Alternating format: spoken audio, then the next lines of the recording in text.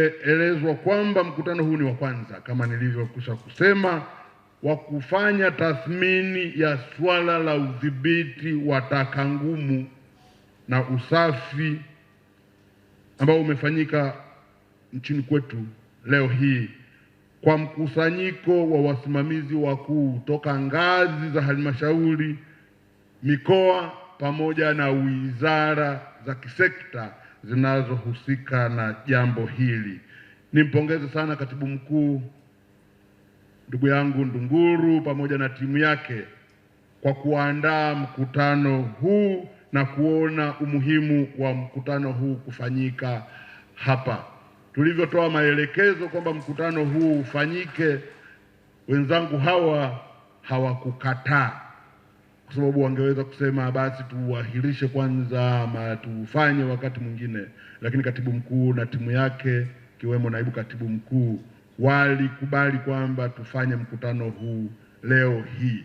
Na hii, Mheshimiwa Mkuu wa Mkoa, ndio maana ilibidi nilivyotoka tu kule bungeni nije kuungana nanyi, kwa kuwa mnafanya kitu kikubwa, kitu chenu cha kwanza kuwepo toka vitengo vimeimarishwa. Niwape hongera sana wote walioandaa shughuli yetu hii ya leo.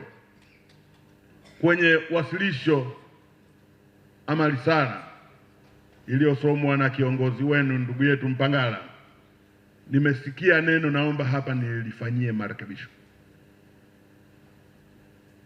Kwenye risala ilisemwa mnatakiwa kupata 10% ya mapato. Naomba nifanye marekebisho. Mnatakiwa kupata 10% ya mapato yanayotokana na udhibiti wa taka.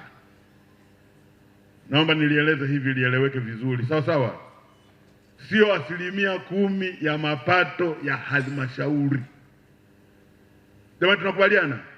Ili mtakapokuwa mjadili swala hili mkijua kwamba mapato 10% ni yale yanayotokana na masuala ya udhibiti wa taka.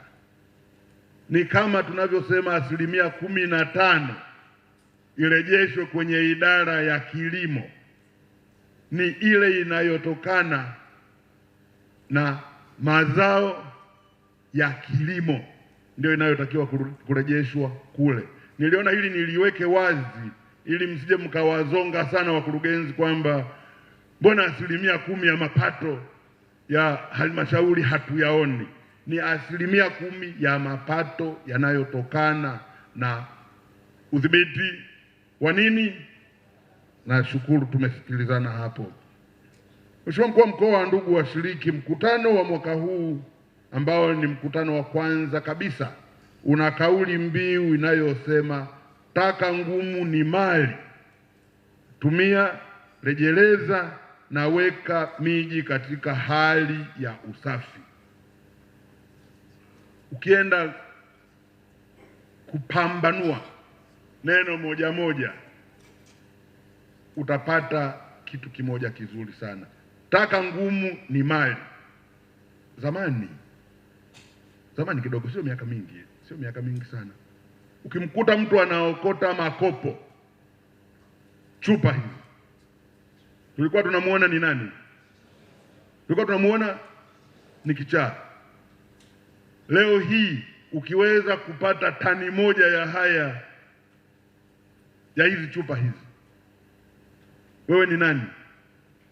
Wewe ni tajiri. Unajua utajiri sasa watu wanauangalia, utajiri ni relative. Utajiri ni relative. Zamani ukiyaokota hayo wanasema kichaa anaokota makopo. Kumbe taka ni mali. Ndio maana nikasema tukianza kufafanua neno moja moja tutafika mahali tuone kwamba kitu mnachokifanya leo hii ni kitu kikubwa kabisa, na mtu yoyote asije akakidogosha kitu hiki. Na kauli mbiu hii ya leo ni kauli mbiu nzuri kabisa. Taka ngumu ni mali, tumia, rejeleza na weka miji katika hali ya usafi.